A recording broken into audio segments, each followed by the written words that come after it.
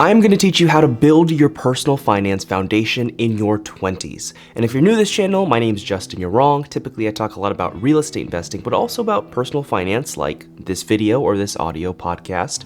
And the first thing that I'll say about personal finance in your 20s is the most important thing is that you build and develop skill sets.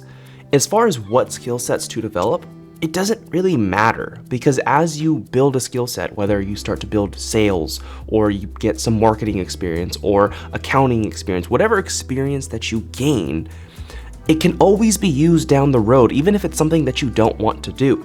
For example, let's say you spent a lot of time doing sales. Maybe you get a sales job. And if you came from an academic background like myself, from college, you might feel like, sales is beneath me, like I'm not gonna do sales. Just do something. Do something that is involved with skills and developing your skill set. And if it's something that you think you wanna do way down the road, even better, do that. But let's say you're doing some sales and you do some sales experience for the year. So now you're a pretty decent salesperson because you've called and dialed thousands and thousands and maybe hundreds of thousands of people.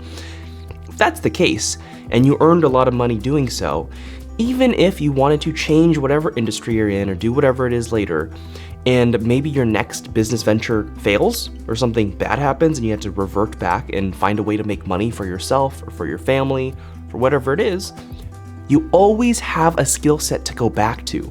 Because every time you develop a skill set, all it does is it increases your ability to earn money. And you have a different baseline every single time. For example, if you have zero skills, you're at a minimum wage job, earning whatever the minimum is in your state.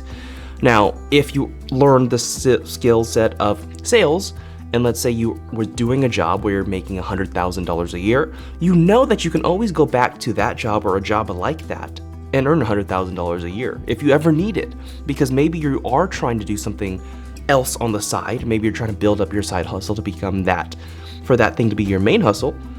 But if you need money in the meantime, you always have a skill set, and then you can always develop upon those skill set. Maybe you start with sales and then you go into marketing to make even more money to market your product and then start selling your product. So in your 20s, the most important thing really is to start developing your skill sets, no matter what it is.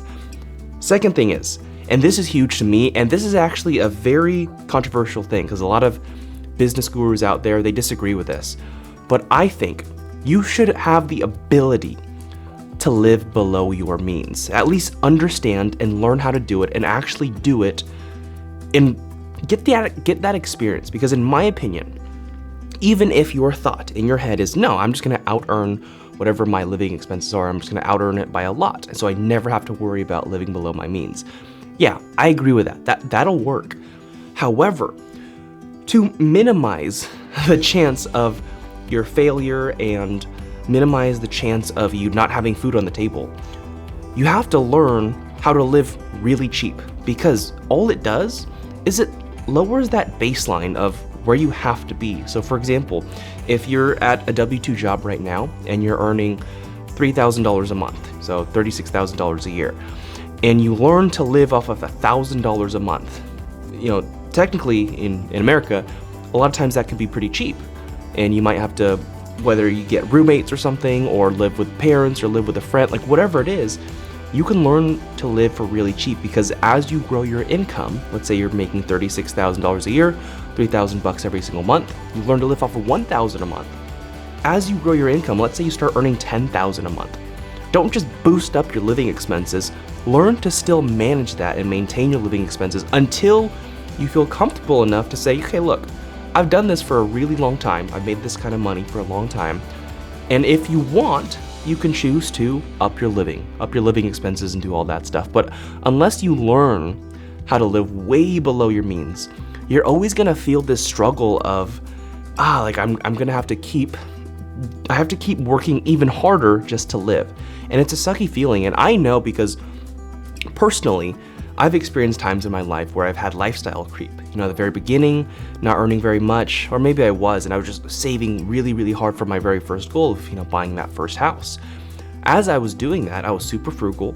And then as I started to make a lot more money, I noticed, even though I preach, be as frugal as you can for the longest time to make sure that you're good and you have a lot of financial runway or time to go. Even though that was the case, I noticed that my lifestyle started to creep. And I think this is a real thing. It's called lifestyle creep, where you start doing more things. You start going out to eat a lot more. You start treating more people. You start spending more in different ways. And I think you have to learn that skill set of just learning how to live below your means. And if you do so, you will always be okay. The third thing I want to talk about with finance in your 20s is the truth about investing. And I'm talking about investing anywhere, investing into the S&P, the stock market, the real estate, anything. But if you're investing your own dollar and you're not earning a lot of money, I think that the moment you start putting your money into investments is the moment you kind of tell yourself, this is my earning potential. This is where I'm done earning. I don't want to earn anymore. And I'm just going to invest my money so it's going to grow over time. And there's nothing wrong with that if that's your goal, if you're okay with that. But if your goal is to make a lot of money or continually to get better, I think that money is much better spent on trying to develop skills. So you might be paying for courses or coaching to develop certain skills that you're trying to do and grow at, because it can increase your earning potential at an insane amount versus just putting it into the S&P 500. Now it's a very controversial topic, but that's just my belief. And keep in mind, I was a finance major, and I was super into money really early on, actually at a super young age. And I always had that mindset of, okay, I'm gonna get a good job and I'm going to start investing it slowly into the stock market. I'm gonna dollar cost average, I'm gonna put it in the S&P 500 little by little. And I did that. And as I did that, I was like, is this it? Is this all I'm gonna do? And I felt that cap. I felt like, okay, I had a job, earning solid income. I'm just investing whatever extra, and it was a lot of extra because I was living below my means, into the stock market, the S&P 500 essentially.